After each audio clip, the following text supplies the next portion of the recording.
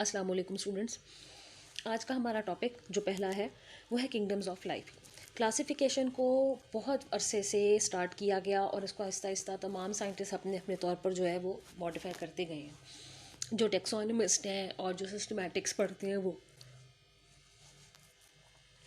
1969 में Robert H wheat taker ने भी एक क्लासिफिकेशन का सिस्टम दिया था। इन्होंने 5 किंगडम्स पर मुश्तमिल एक क्लासिफिकेशन का सिस्टम दिया था और ये आपने सेकेंडरी में भी पढ़ा हुआ है। पहली जो किंगडम है वो मोनरा कहलाती है। इसमें बैक्टीरिया और साइनोबैक्टीरिया को रखा गया क्योंकि आपको पता है कि बैक्टीरिया और साइनोबैक्टीरिया ये प्रोकैरियोटिक ऑर्गेनिजम्स हैं, यूनिसेलुलर हैं। अगली जो किंगडम है वो है किंगडम प्रोटिस्टा। इसमें यूनिसेलुलर यूकैरियोटिक ऑर्गेनिजम्स को रखा गया जिनके सेल के अंदर मेम्ब्रेन बॉडी न्यूक्लियस होता है और मेनली ये वो ऑर्गेनिजम्स होते हैं जो बेसिकली यूनिसेलुलर होते हैं और माइक्रोस्कोपिक के नेचर होते हैं, आम आँख से नहीं दिखते। तो इसमें मिसालें आ जाती हैं अमीबा, पैरामीशियन की। कुछ इसमें कॉलोनियल ऑर्गेनिजम्स भी रखे गए थे।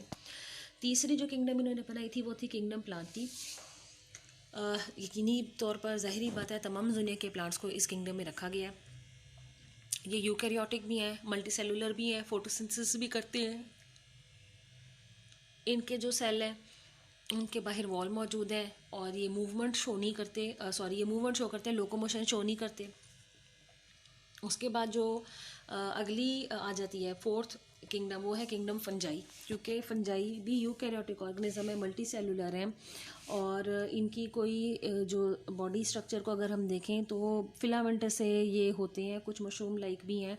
इनमें सेल वॉल होती है, काइटिन की बनी हुई होती है। ये फोटोसिंथेसिस नहीं कर सकती, ये डिकम्पोजर्स होते हैं। तो इनको भी ऊपर वाले ग्रुप्स जो कि आ चुके हैं उनमें कहीं में रखा नहीं जा सकता था, इसलिए इनको भी एक अलग किंगडम में रखा गया। उसके बाद जो 5वीं किंगडम उन्होंने बनाई रॉबर्ट विटेकर ने, उसका नाम किंगडम एनिमेलिया रखा गया। इसमें यकीनी तौर पर तमाम दुनिया के एनिमल्स आते हैं। इनकी बॉडी में यूकैरियोटिक सेल्स हैं, ये मल्टीसेलुलर ऑर्गेनिज्म है। ये दूसरे ऑर्गेनिज्म को खाकर अपनी खुराक जो है वो लेते हैं और ख़ुद से अपनी खुराक तैयार नहीं करते। इनके सेल्स के अंदर सेल वॉल्स नहीं होती। ये मूवमेंट भी शो करते हैं और ये लोकोमोशन भी शो करते हैं। अब रीसेंट इन्फॉर्मेशन जो है उसने ये 5 किंगडम क्लासिफिकेशन सिस्टम को चैलेंज कर दिया गया। इसलिए क्योंकि जितनी भी हमारे पास लेटेस्ट इन्फॉर्मेशन आई है उसमें हमने मॉलिक्यूलर अप्रोचेस के बारे में भी हमने पिछले लेक्चर में जो पढ़ा था उससे हमें मालूम हुआ कि हमने protein, DNA, nucleic acids, RNA जो हमारे हैं दोनों, उनको स्टडी किया, माइटोकॉन्ड्रियल डीएनए को स्टडी किया। उससे हमें लेटेस्ट इन्फॉर्मेशन जो है वो हासिल हुई है। For the first 2 billion years of life on earth the only living forms were prokaryotic microbes. माना यह जाता है कि तकरीबन 4.6 बिलियन साल के पास जो है वो ज़मीन की एज है, यानी 4.6 साल पहले ज़मीन जो है वो वजूद में आई और 4.2 बिलियन के पास इसमें जो ज़िंदगी है उस लाइफ की इब्तिदा वो हुई। तो फॉर द फर्स्ट 2 बिलियन, और पहले जो 2 बिलियन साल हैं उन पर ज़मीन पर जो ज़िंदगी पैदा हुई वो सारे के सारे ऑर्गेनिज्म प्रोकैरियोटिक ऑर्गेनिजम्स थे। फॉसिल एविडेंस जो है वो इसमें मौजूद नहीं है। स्कैंटी का मतलब है कि फॉसिल रिकॉर्ड है ही नहीं। ज़ाहिरी बात है क्योंकि माइक्रोस्कोपिक ऑर्गेनिजम्स सबसे पहले दुनिया में वजूद में आए और फिर उसके साथ साथ वो एक ही सेल पर उनकी बॉडी मुश्तमिल थी, तो उनके फॉसिल रिकॉर्ड्स तो हो ही नहीं सकते थे। तो हमने जो भी थोड़ा बहुत आइडिया हुआ आज की इंफॉर्मेशन के मुताबिक उसी के ज़रिए हमने सारी मालूमात जो है वो गैदर कर रखी हैं और उनके मुताबिक हमारे ये मफरूज़े हैं, हमारे ये आइडियाज़ हैं कि ऐसे हुआ होगा। So the emerging picture is that 5 previously described kingdoms do not represent the distinct evolutionary lineage. अब आज हम ये बात मानते हैं कि ये जो पुराना सिस्टम हमने पढ़ा है 5 किंगडम्स का क्लासिफिकेशन सिस्टम, ये इतना पुराना हो चुका है कि इसको चेंज करने की ज़रूरत है और ये एवोल्यूशनरी रिलेशनशिप्स के बारे में कुछ नहीं बताता।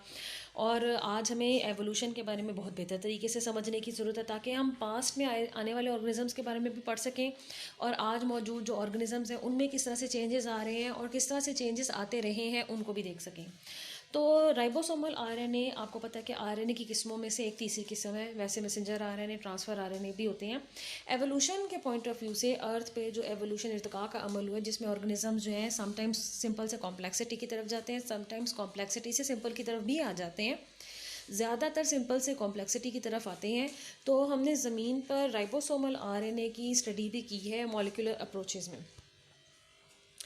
मालूम हुआ है कि ये एक बहुत पुराना एनशाइंट मॉलिक्यूल है जो कि अपने जो फंक्शंस हैं वो ऑर्गेनिजम्स के अंदर करता है। राइबोसोमल आरएनए राइबोसोम्स को बनाने में मदद देता है और ये बहुत आहिस्तगी से चेंज होता है। यानी एवोल्यूशन के अमल के दौरान जितने भी हमने मॉलिक्यूलर अप्रोचेज़ में स्टडीज़ की, डीएनए की, आरएनए की और प्रोटीन्स की, उससे ये मालूम हुआ कि तमाम आरएनए तमाम डीएनए के कंपैरिजन में जो राइबोसोमल आरएनए है वो बहुत आहिस्तगी से चेंज होता है। अगर कोई चीज़ आहिस्तगी से चेंज हो रही है तो उसको ट्रेस बैक किया जा सकता है कि वो किन एंसेस्टर से इस तरफ आया होगा और कहाँ कहाँ उसमें चेंजेस है। क्योंकि ये चेंज बहुत स्लो है और इससे हमें मदद मिल रही है, इंफॉर्मेशन मिल रही है, तो इसलिए इसकी आहिस्तगी से चेंज होने की जो खासियत है वो कहलाती है एवोल्यूशनरी कंजर्वेशन। तो इससे पता चलता है कि जो ऑर्गेनिजम्स हैं उनके सेल के अंदर एक प्रॉपर पूरी मशीनरी है जो कि प्रोटीन बनाती है और वो किस तरह से इन चेंजेस को बर्दाश्त कर सकती है फिर भी अपना फंक्शन परफॉर्म करना नहीं छोड़ती। क्योंकि आपको पता है कि हर जो सेल है उसके अंदर उसका जो न्यूक्लिक एसिड है वो डीएनए की फॉर्म में है जो कि अपने आप को रेप्लिकेट करने की खासियत रखता है, आरएनए को बनाता है ट्रांसक्रिप्शन के प्रोसेस में और फिर अल्टीमेटली जो आरएनए बनता है वो ट्रांसलेशन के अमल में प्रोटीन बनाता है। So, distantly related organisms are expected to have ribosomal RNAs that are less similar, but the differences are small enough that the relationships to some ancestral molecules are still apparent. तो जितने organism distantly related एक दूसरे से कम मिलते जुलते होंगे तो obvious है कि उनका जो राइबोसोमल आरएनए है वो भी कम मिलता जुलता होगा और but the differences are small enough. लेकिन ये जो फ़र्क हमें मालूम होंगे ये इतने कम होंगे फ़र्क कि हम इसको एंसेस्टर को, पॉसिबल जो एंसेस्टर है इनका, हम इसको ट्रेस कर सकते हैं। अब ये जो डायग्राम है इसमें इन्होंने 5 किंगडम क्लासिफिकेशन सिस्टम जो है उसमें ये एक्सप्लेन किया हुआ है। फंजाई जिसमें मशरूम बनाए हुए हैं, एनिमल्स प्लांट्स बनाए हुए हैं, प्रोटिस्टा इसमें एपिकॉम्प्लेक्सा, सीलियोफोरा, यूग्लिनोफाइटा, ये छोटे छोटे ग्रुप्स हैं। इसमें अलग अलग तरह के ऑर्गेनिजम्स पाए जाते हैं। बेसिक कॉन्सेप्ट यही है कि ये मेनली यूनिसेलुलर होते हैं, माइक्रोस्कोपिक इन नेचर होते हैं और ये जो है यूकैरियोटिक है, सबसे बड़ी बात। अच्छा, और उसके बाद मोनरा दिखाया गया है। मोनरा में आप 2 किस्में देखते हैं, बैक्टीरिया जो कि ट्रू बैक्टीरिया और साइनोबैक्टीरिया जो कि इससे मिलते जुलते हैं, नाइट्रोजन फिक्सेशन करते हैं और ये बैक्टीरिया के बहुत हद तक करीब तर हैं। सो मॉलिकुलर सिस्टमैटिक्स जब हम इसका इस्तेमाल करते हैं क्लासिफिकेशन के लिए और अपनी स्टडीज़ के लिए तो हम बेस सीक्वेंसेस को जो है वो देख लेते हैं कि कौन कौन सी बेसिस कहाँ कहाँ लगी हुई हैं, कहाँ कहाँ वो मैच करी और कहाँ कहाँ वो डिफरेंट है। सो ये सारा डाटा कंप्यूटर प्रोग्राम्स के तहत जो है कंप्यूटर्स में फीड किया जाता है। इस सारे डाटा पे स्टैटिस्टिकल एनालिसिस लगाए जाते हैं क्योंकि स्टैट्स वो एक ऐसा सब्जेक्ट है जो कि हमें मदद देता है नतीजे अखज़ करने में और इन रिलेशनशिप्स को समझने में कि और अल्टीमेटली इससे हमें मदद मिलती है कि हम जानवरों के रिलेशनशिप्स को भी बेहतर तरीके से समझ सकें। So studies of ribosomal RNA have led systematics to the conclusion that all life shares a common ancestor. अब एक बात तो हमें मालूम हुई है कि तमाम जो जानदार थे दुनिया के वो जब भी वजूद में आए सब के सब एक ही कॉमन एंसेस्टर से पैदा हुए। उसके बाद एवोल्यूशन के अमल के दौरान अलग अलग जो ब्रांचेज़ हैं, जो शाखें हैं इनसे बनी, जिन्हें हम लीनिएजेस का नाम देते हैं। ये लीनिएजेस यानी कि लिंक्स निकले इनसे मज़ीद ऑर्गेनिजम्स के जो डाइवर्सिफाइड होते चले गए और उनसे बतदरीज जो है वो 1 बाय 1 जो है ग्रुप ऑफ ऑर्गेनिजम्स जो कि एक दूसरे से डिफरेंट होते चले गए और इन्होंने मुख्तलिफ़ किस्म के हैबिटेट्स को ऑक्यूपाई कर लिया। इनमें मुख्तलिफ़ तरह के करैक्टर्स पैदा होते चले गए और ये एक दूसरे से फ़र्क होते चले गए, हत्ता कि आज हमारे पास मिलियन की शक्ल में जो है वो किस्में मौजूद हैं।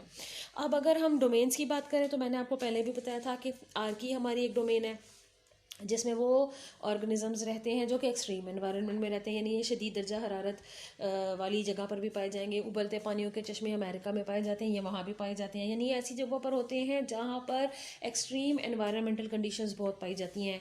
अल्ट्रावायलेट रेडिएशन बहुत ज़्यादा फॉल करी होंगी, दर्जा हरारत बहुत ज़्यादा होगा, पीएच का लेवल जो है वो बहुत फ़र्क होगा। नॉर्मल जो ऑर्गेनिजम्स होते हैं, इनफैक्ट जो आज के बैक्टीरिया मौजूद हैं, कुछ हमारे लिए बेनिफिशियल भी होते हैं और कुछ हमारे लिए बेनिफिशियल नहीं भी होते, वो भी इस तरह के एक्सट्रीम एनवायरनमेंट में नहीं रहते।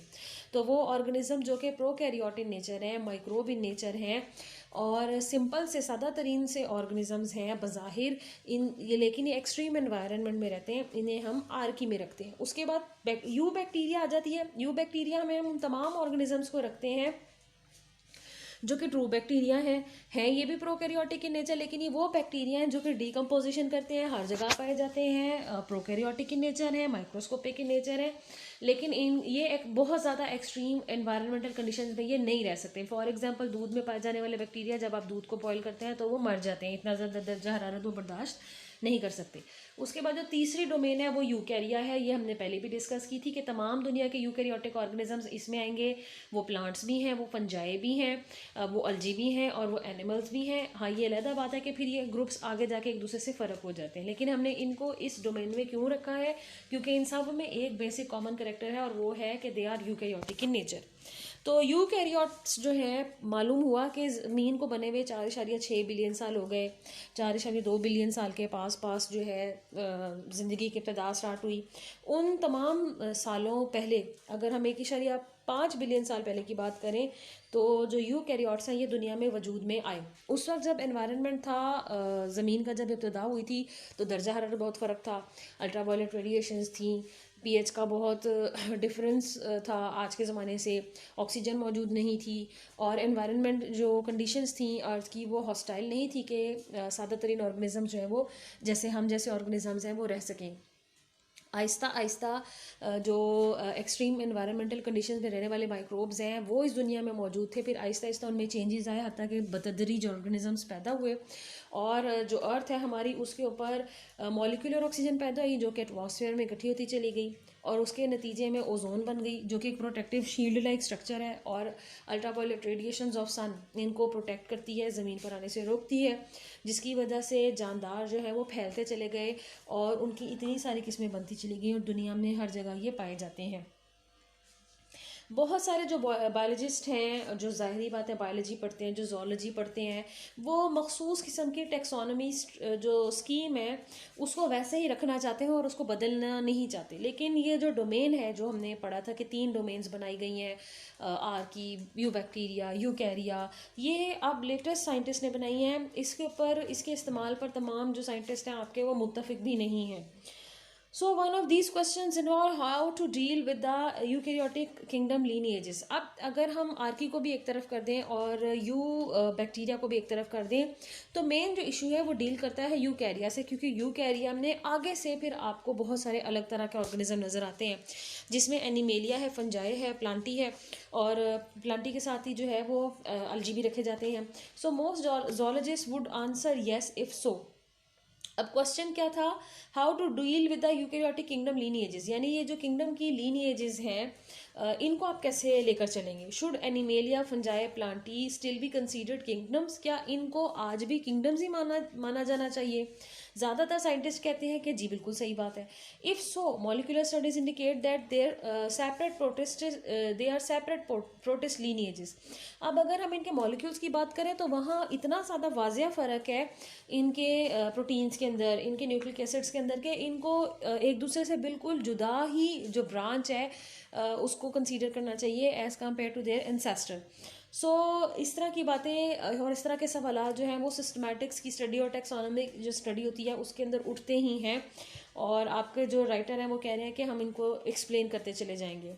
सो हम बात कर रहे हैं अब आगे आने वाले ऑर्गेनिजम्स की कि जी आपने जब इंशाल्लाह ताला प्रोटिस्टा वाला चैप्टर पढ़ना है जो कि हमारा सेकंड चैप्टर है, उसमें आप बेसिकली वो फाइलम प्रोटोजोआ वाले ऑर्गेनिजम्स पढ़ेंगे।